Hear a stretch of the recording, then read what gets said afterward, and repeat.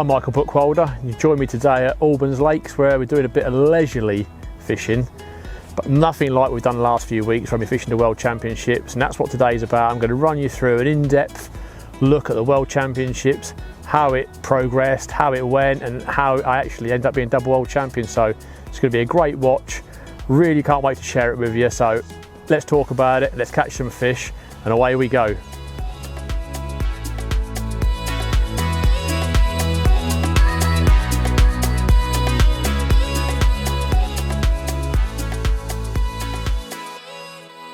The venue for this year's World Feeder Championships was a river in the south of Spain. It's called the Guadiana River, if I can pronounce it rightly. It's not really like a river as we would know it. It's a great big wide river. It's like 400-500 metres wide. It's obviously very, very different to anything we fish. We fish like small rivers. This is a massive, great big place, like a reservoir basically. There's no flow. Like, only flow is wind directional flow. There's no natural flow of the water, even with all the water and bits and pieces and rain we had in the previous weeks.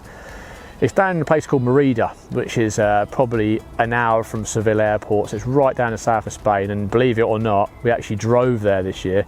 Made a decision, looked at ferries, looked at the crossings, the cost of crossings. Bearing in mind the Irish team, we're completely self-funded, so we have to budget the whole trip start to finish. So cost-effective point from me was to go via Calais on the Channel Tunnel straight into France, drive the whole length of France, stop in Bordeaux for the evening, then a couple of beers, nice bit of food, straight down next morning, straight into the top of Spain by Bilbao. Then literally I did 200 miles then on cruise control, 80 mile an hour, didn't see anyone. So it's a really long journey, takes a lot of planning.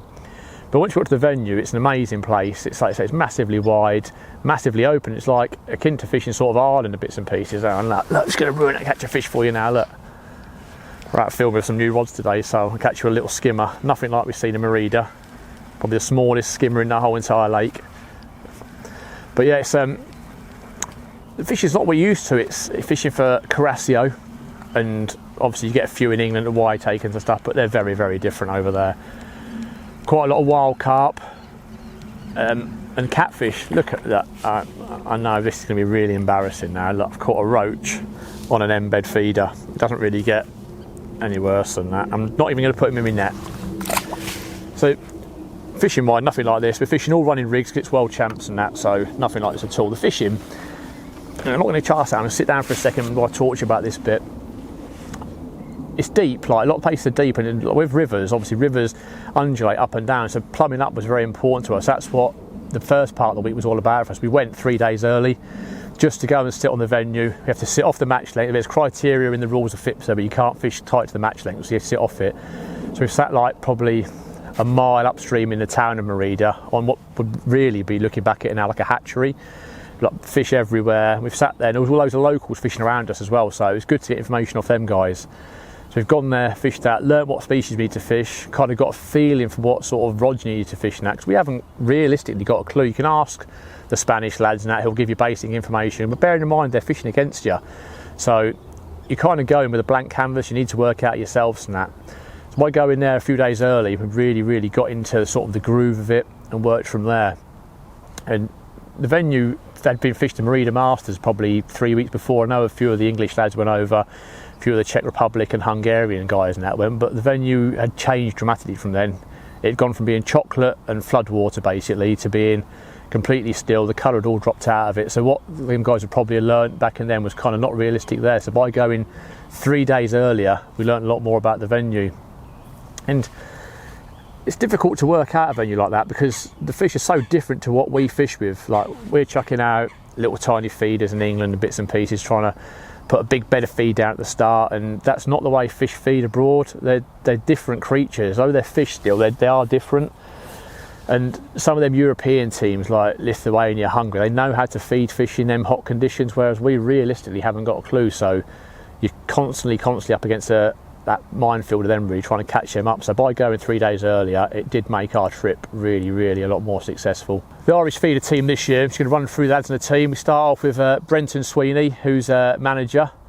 Brenton's been doing it for, this was the 13th feeder World Champs this year. Brenton's done 12, they missed last year in Serbia through ill health. So I took over last year to manage the team through. Brenton was back, which was fantastic for me.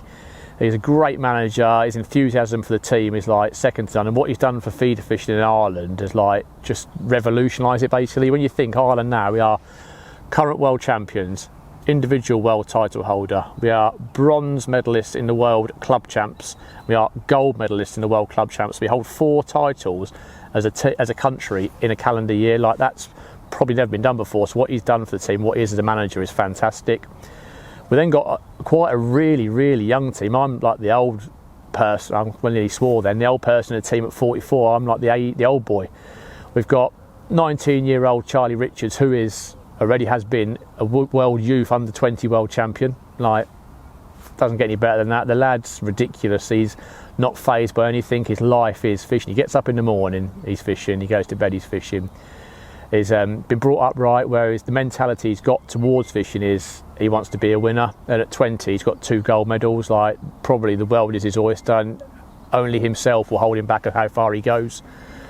We've got international superstar James O'Doherty, who at 25, 26 is still a baby really. James, again, won everything there is to win in Ireland on the Erne. Fantastic angler, fished world championships since the age of 15, 16. Really well respected abroad. So you can start to see now where people think, the Irish team there for a bit of a jolly on the beer. And we're actually really starting to get a really, really tidy team. We've then got Rory Dunn, Rory's first year on the feeder team this year, and all I can say for him is like, it's just what an absolute privilege to be part of a team with a guy, absolute gentleman, big guy, big personality, but dead quiet, and he's been top weight in practice like 4 days out of 5, so that kind of tells you how good an angler he is.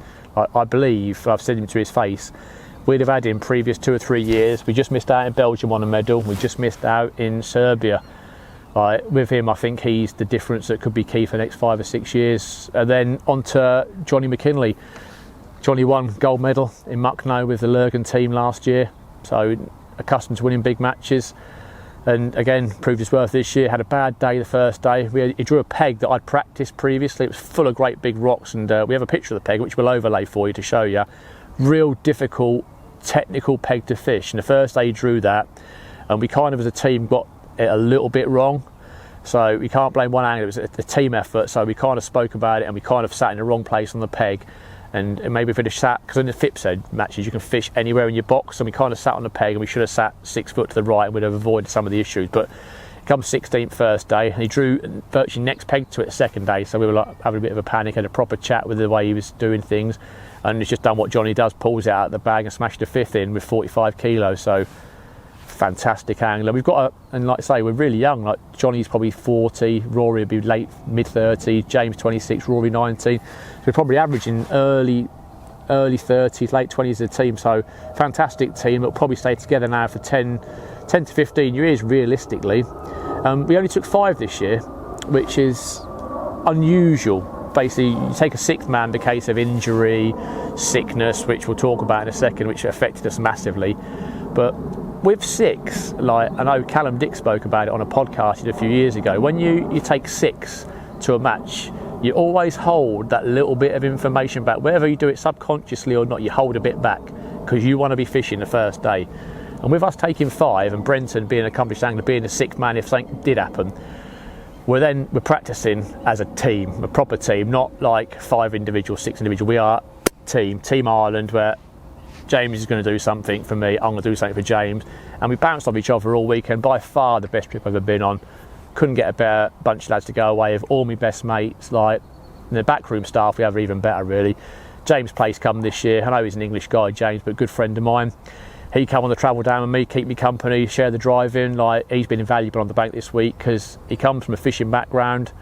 So with like up the Highfield direction, Manchester lads, he's grew up watching the top anglers, Kevin, like Vinnie Smith, so he knows what to look for. So James's input was invaluable.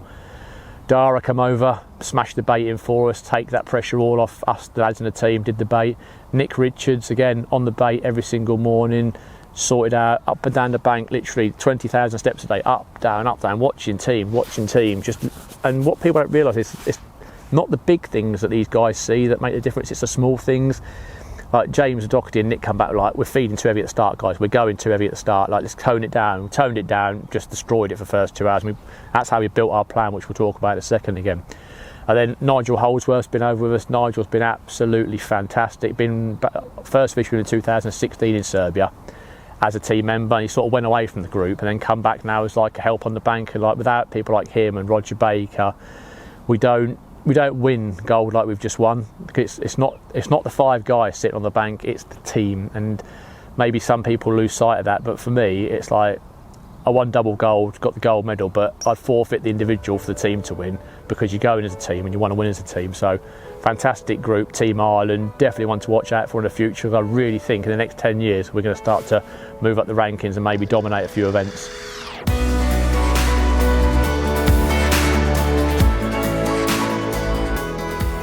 Let's talk about the practice week.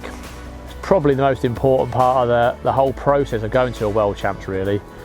Like I say, some of the guys, James, Charlie and Rory, shot out on the Wednesday to get the ferry from Dublin straight into Bilbao. Got there for the Thursday, so they're fishing Friday, Saturday, Sunday. So that's like, you get on the bank at 6 in the morning and you get off the bank at 6 at night. It's a lot of fishing to be done then, and like it really does get you into sort of grips of the venue and the way the venue works. So we've sat like a mile upstream of the World Champs venue, right in this town centre of Merida. I've got there on a Sunday, and the guys have bagged up first 2 days, but what they've done is they've caught the fish, they've got used to the fish, they've got used to the way the bites develop on a running rig, because you're fishing for fish that we don't fish for. Like, we had bites, we sit there and your rod's there and all of a sudden it goes snap, and it snaps you on 021, like, and you're like, how on earth does it snap you? It's like impossible. So by going them early few days, it just gets you into the groove of it basically. And then obviously you're not fishing a length, so what you learn there is it's not do or die on the World Champs, but it just gets you a good grounding.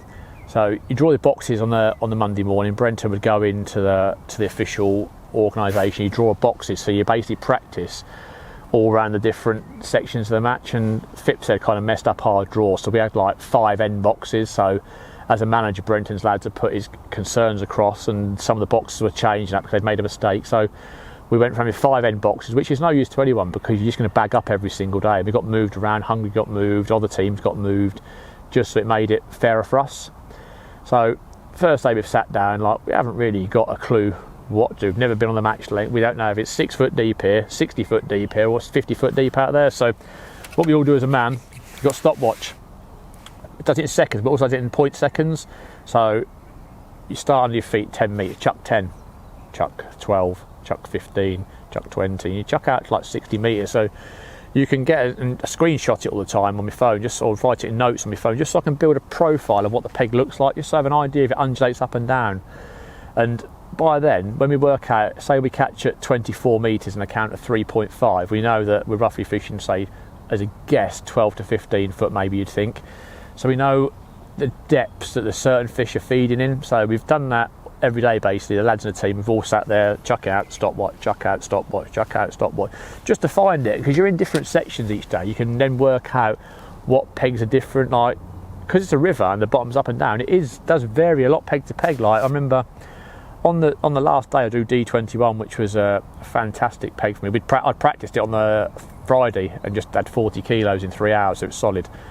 But the peg went deep under your feet to about 16, 17 metres at deepest point. Then it came up a bit, and to about 50 metres, it came right up shallow at 50 metres and dropped over a hump at the back. But if I hadn't plumbed my peg properly, I'd never have known that. So that was a massive point for us. Like, fish are always in a depth. I don't care where you're fishing, whether it be Albans Lakes, whether it be Loch Earn, Loch Ken. Fish always feed at a depth they're comfortable at. We don't tell them, they tell us. But you've got to find them and you've got to pinpoint them and work out exactly where they are.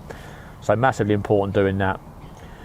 We're then looking at ground baits. Like, you can't take everything, it's impossible. So you take a selection from each. Like, we took from Census, we took Census Lake, we took Census Gros Gardon, Census Fine Carp and Census Guyala. That's from speaking to people like Sean Ashby and Lee Edwards, and speaking to them, and then taking some turbo just in case, just taking everything to cover bases but not going ridiculous. Bearing in mind it all went in my van on my back seats. I took like 350 kilos. The van was doing slaloms down the road. So you've got to glean information before you get there. So speaking to regular people that fish there, international friends, and the amount of guys I spoke messaged that were fishing the area in Spain and were not part of the Spanish team, just message them and doing Google Translate to get information from them. It's so vitally important to building a good team plan. It all starts weeks and months and before you get there. So the first day we got there, like, I remember vividly, I'm like, right, we're going to try to catch some big fish. I've got a great big bait up feeder, like double the size of this one. And we're like, badoosh, 15 bait ups. And sat there, and like 2 hours, got like 3 fish. I'm like, and the teams around you are catching really well. The first day we were on box 20, and the Czech Republic guys, who are fantastic anglers, they're catching one every single chuck, like long, and like we hadn't even considered the possibility of fishing 50 metres. We were just assuming the first day would be a bit pants and the fish would move in. So we sat there catching nothing, basically. I boshed the life out of it, and I didn't catch until about 4 hours in, and I've caught up really well, like 20 kilo in the last hour. So you kind of put the first day down to being like, it's had no food for 3 weeks, the fish have backed off, and like they'll come in tomorrow, they'll all be under our rod tips, like we've been told, be solid. So go in Tuesday, put a load of bait in again, like sit there 2 hours in, I'm like got 3 fish. I'm like, what is going on? Like, and fed too much again, and I'm like thinking, what am I doing? Like, I'm boshing it, thinking I'm getting an immediate response, and just getting nothing. It's almost like you're chucking in and scaring everything away, then you're waiting 2.5, 3 hours for them to come back. It's like we're doing well, we're ticking over, we're not setting the world on fire, we're having a great team meeting, we're all trying different things. It's not quite going to plan perfectly. Then Wednesday we drew next to the Hungarian team, who are, I believe, probably the best team all round in the world. Just ridiculously well prepared, ridiculously professional. And I drew next to Tamas Walter, who's the most decorated angler in the world, basically. He got 41 medals, he was telling me. Makes my 4 look a bit paltry. But he said to me, do you want a €10 bet, bud? I'm like, yeah, all right, no thanks. So I said, I'll do €5. I'll pay €5 to get a tonkin. So he's laughed, and we fished away, and he's tried all day, I've tried all day, and he's had 29 kilo and I had 27,900, so he beat me by a kilo. But I'd done a bit of a crafty affair, really. Like, I knew he'd beat me, but I was unsure. So match finish, or the practice finish, jumped off my box, got my wallet, €5 straight up to him. No, not weighed in. So I'm like, put it under his side tray. He's like, what are you doing? I said, well, I didn't really want to pay you, I just want to come and look at your side tray, all your bait on there. So I've gone and I can see what he's got, and I'm thinking, well, it's pretty much exactly the same as we're fishing. So gone back next day, and Nick Richards and James have come back and like, boys, do you think we're going a bit heavy at the start? Like, and we've obviously had the conversation already, we're going to, and we know we're going too heavy because we're catching nothing for 3 hours. So some of the other teams in England are doing really well early doors, some of the Hungarians are catching really, really well early doors. They're feeding and then like fishing. So like the going on Thursday, I'm like, basically got my stopwatch, match has started, got a 5-hole feeder like this, just a standard 5-hole feeder, not massive.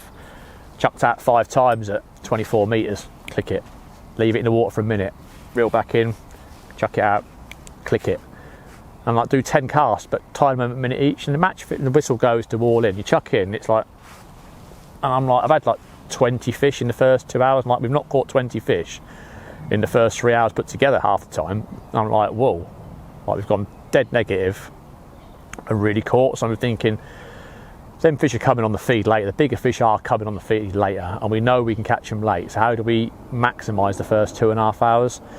So the Friday, like we drew the same box, but believe it or not, you're not meant to have the same box, but due through some mess up, we're on the same box.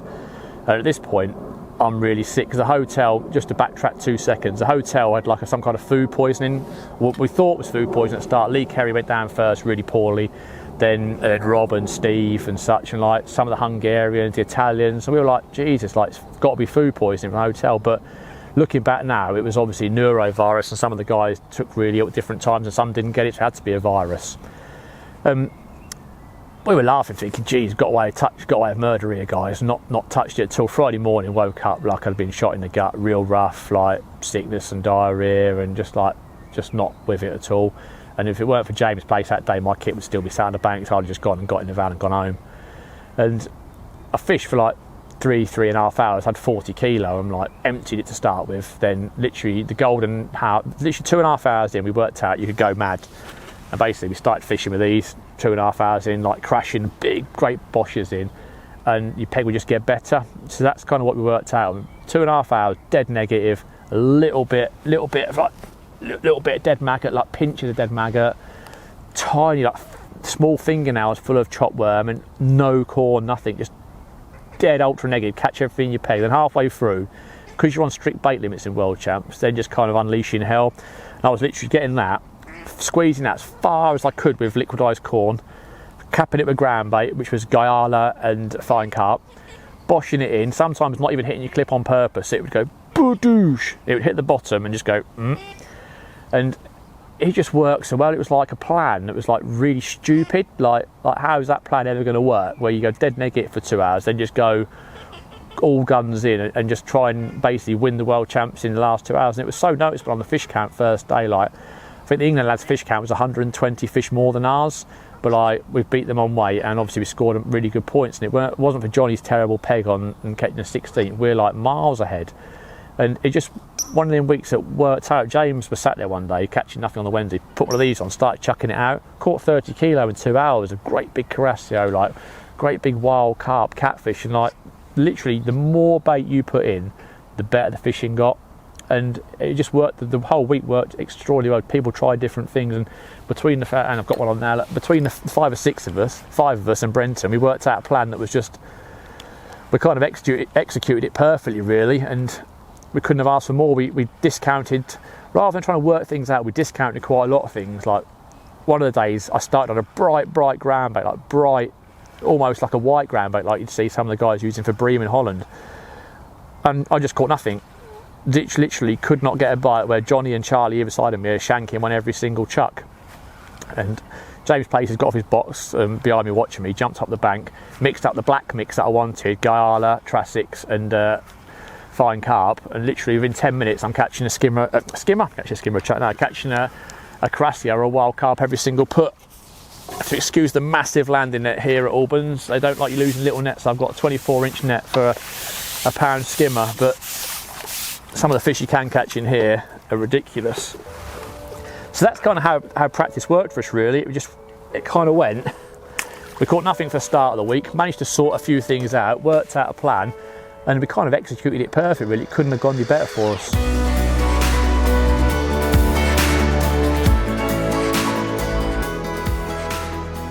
So, day one of the World Champs in Merida.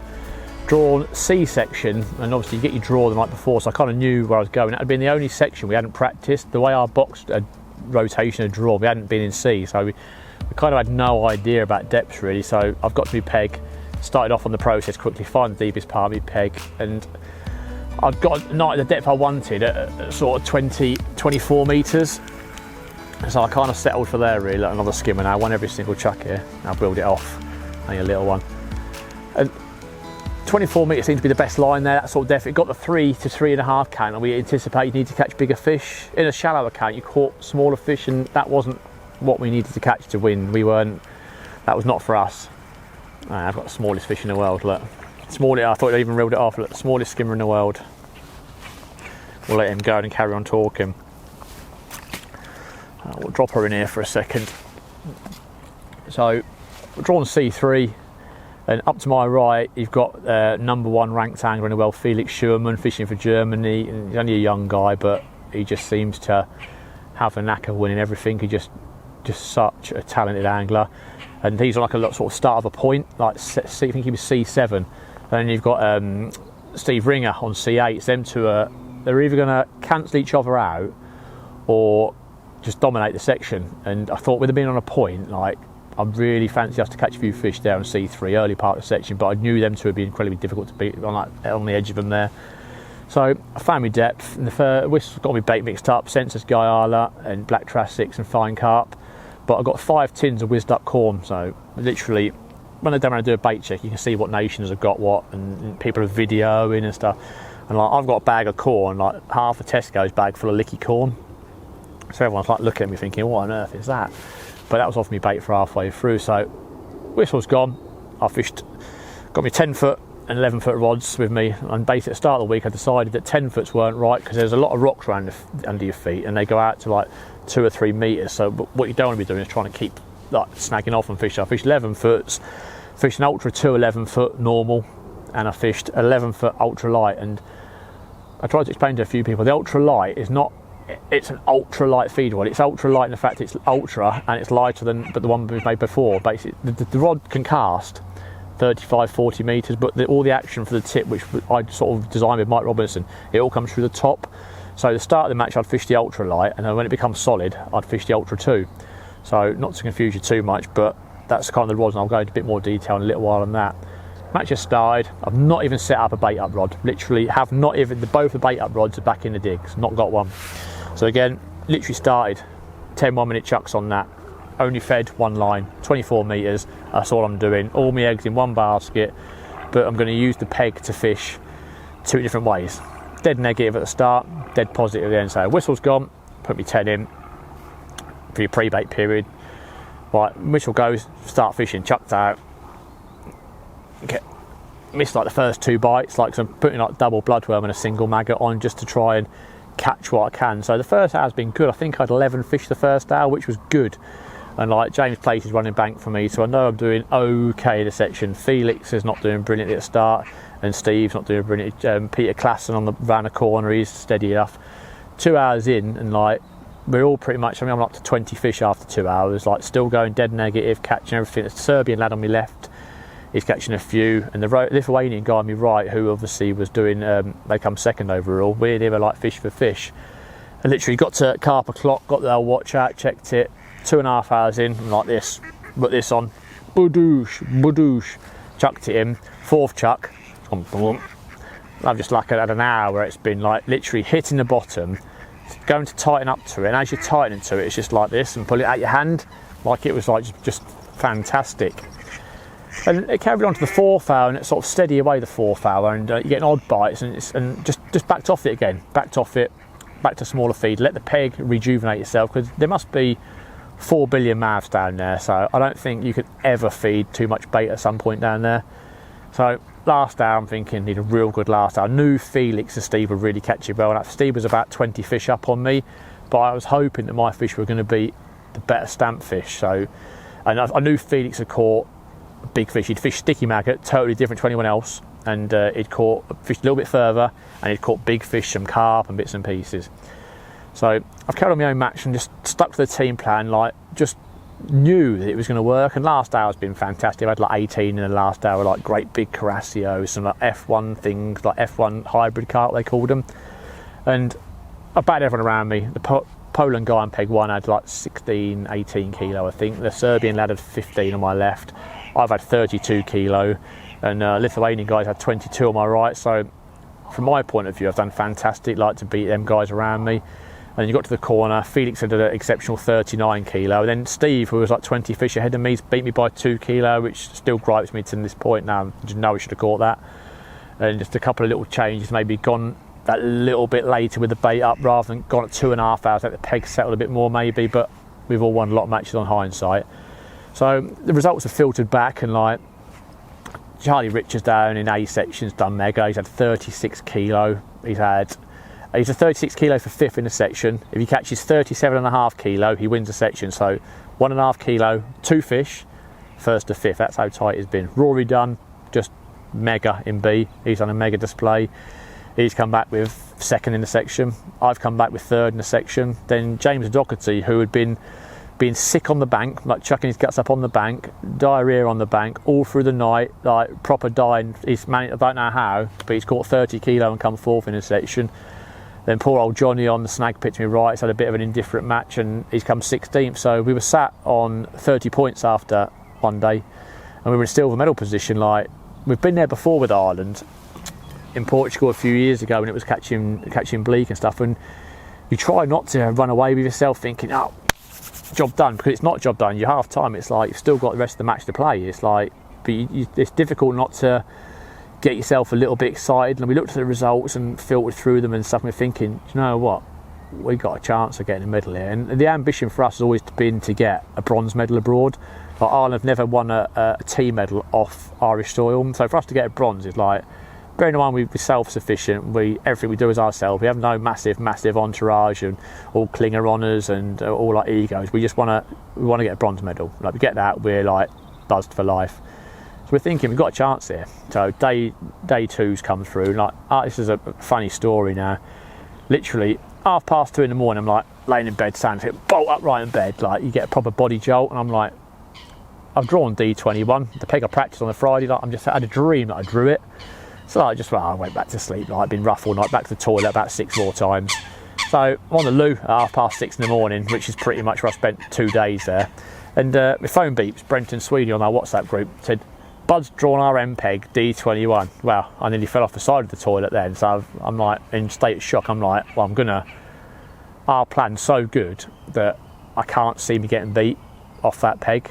I'm just so confident that what we're doing is going to work. I just don't think I'll get beat off that peg.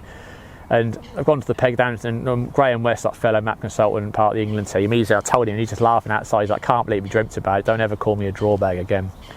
So we've gone to the pegs, like, set up, and I'm like, I know what line to fish because I've plumbed it on Friday. I haven't even took it off my clips from the day before. They're all still clipped up at 24 metres. I haven't got to do anything. My bait's done, like, all that, my corn's all with. I'm just sat there. I'm ready an hour beforehand now, so I'm just like, just sort of running through the process in my head, like, of how I'm going to start and how I'm going to fish the match. And what I've got to think about then is I've got people like, I've got Lee Kerry, who's like 3 times FIDE Masters champion, like 5-6 pegs to me left, and like, Lee's like so hard to beat anywhere.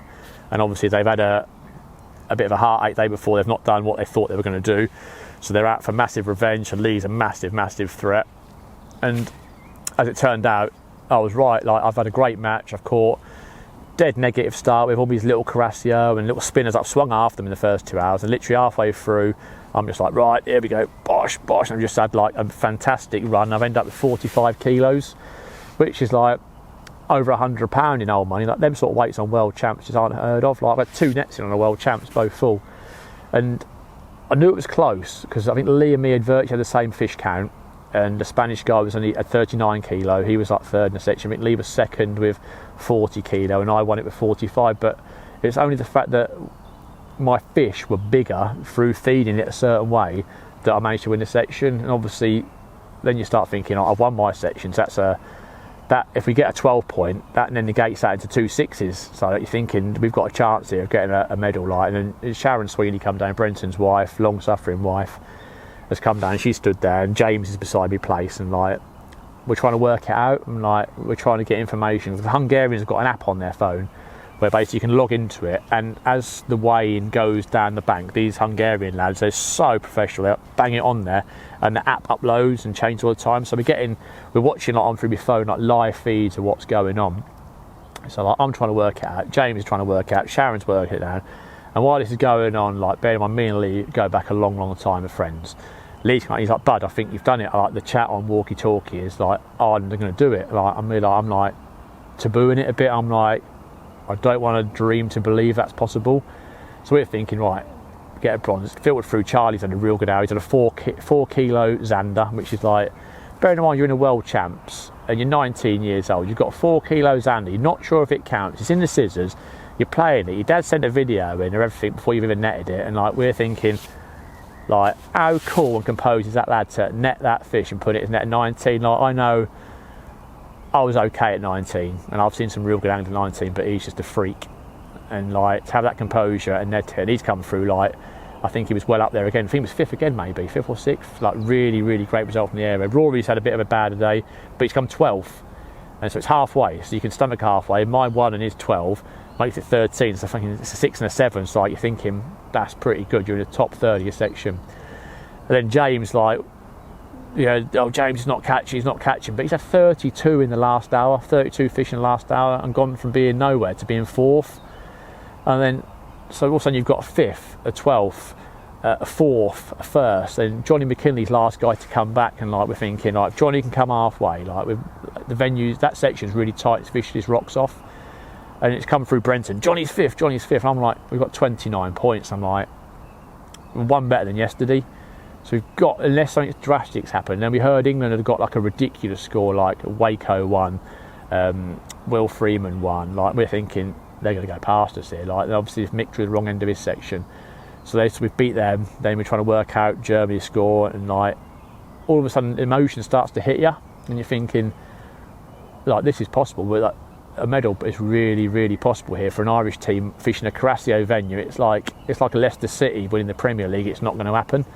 But eventually it's come through. Lee's come running down again and said, like, "Bud, I'm 99.9% certain you've won by a point, and I think you're world champion." And I'm like, well. So I started getting to a bit emotional now. Like, you get emotional now thinking about it, because you fish your whole life and you want to be the best, and you try out for things, and people don't see the spark that you've got.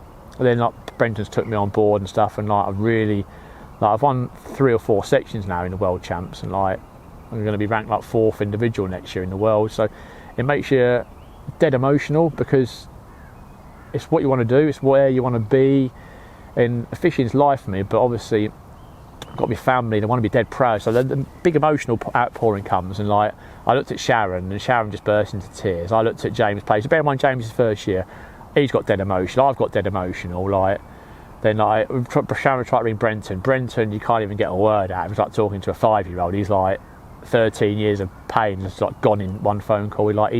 Johnny's emotional, James, and like all of a sudden all the lads start descending. Like I said, come meet behind Bud's Peg, and like Steve Winter, get emotional now, look. Steve Winter's come down with Drennan, and like that's when it kind of sunk in, when Drennan turned up to like the video of the winners, and they're like, you've won, and we're like, Ireland are world champions. Like it don't even seem real now, like a week later really. But you can't put it into context. To win a world championships is like the best feeling ever, and to top it off with a double gold like individually, it's just ridiculous really. And from my point of view, I've just got to try and better it now. But that moment, that 10 minutes after we won, and like the lads come down, and James is there in bits, and like James Charlie come down, and like Nick's come down, all them years of like having like 15ths in the match and having like an 18th, and like the learning years, as you call them, are kind of forgotten in one go, and all of a sudden we are Team Ireland world champions. It's a thing that I'll never forget, a thing that anyone on that bank that evening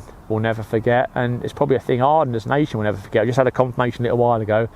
The Irish Prime Minister wants to meet us and present us an award for the team sport. Like, we kind of don't realise what it means to get a medal abroad. Like, it's the first gold medal in a 2-day event ever for Ireland, my gold, like in 40 years as an adult.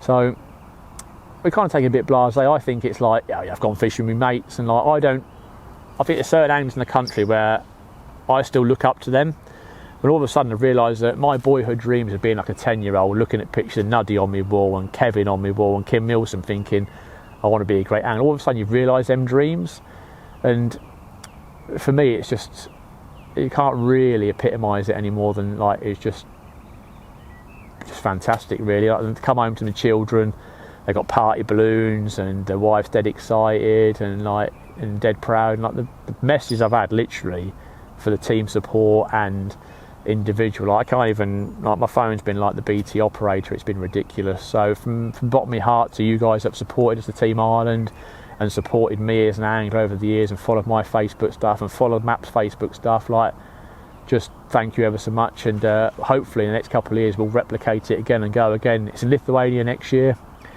It's a big river from what I'm told, like, so who knows if it passes the FIPS head, anything, if it does go on that river. What I've learned with FIPS and that is, until it's confirmed, it's not confirmed, but you can guarantee we'll be going out a couple of days early, guaranteed that we're going to be putting maximum effort in. We've got a dead young team, probably 10 years younger average than most teams on there. So from our point of view, we're at a start of a journey with Team Ireland where we can push on and push on and push on and push on. And literally, I think the next 10 years, sky's our limit. I think we'll go past a lot of teams in the next 10 years. The camaraderie in the team's fantastic, and I just think you can obviously hear me talking to you now what it means to us and the team. And just again, thanks ever so much for all the support.